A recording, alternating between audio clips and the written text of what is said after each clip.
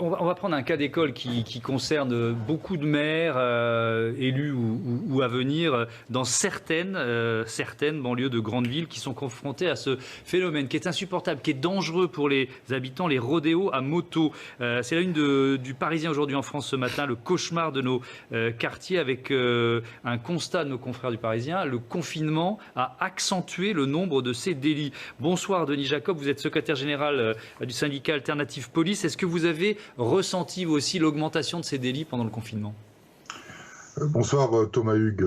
On a eu effectivement des problématiques de violences urbaines, spécifiquement des rodéos, non. Ça se produit de plus en plus avec le déconfinement.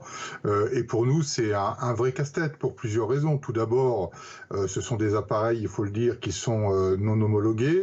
Ça peut être des quads, des motos.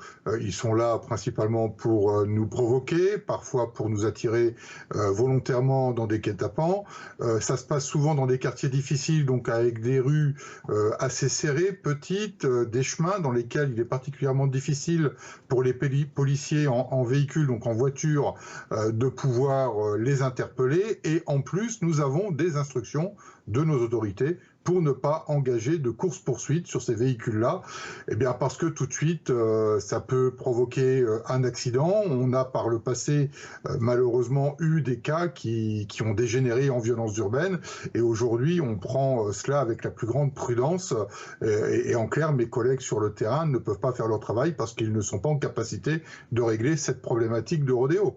Un exemple concret, le maire de Compiègne espérait utiliser des drones pour surveiller, pour repérer et ensuite arrêter ceux qui pratiquent ces rodéos sauvages. Pour l'instant, c'est en suspens. Il n'a finalement pas eu l'autorisation espérée. Est-ce que ça pourrait être un outil, selon vous ?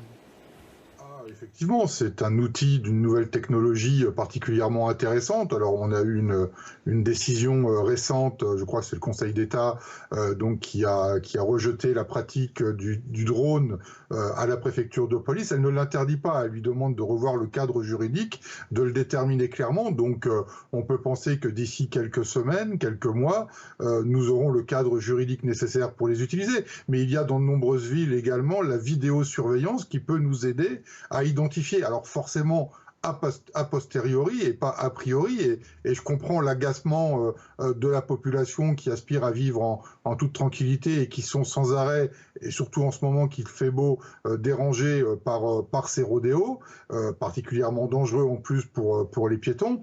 Et donc il faut qu'on arrive à trouver de nouveaux moyens pour endiguer ce phénomène où c'est de plus en plus récurrent et qui dégénère très souvent en violence urbaine avec les forces de sécurité qui essayent de les interpeller. Merci Denis Jacob. On a bien compris le piège que cela représentait pour vous, pour les policiers français.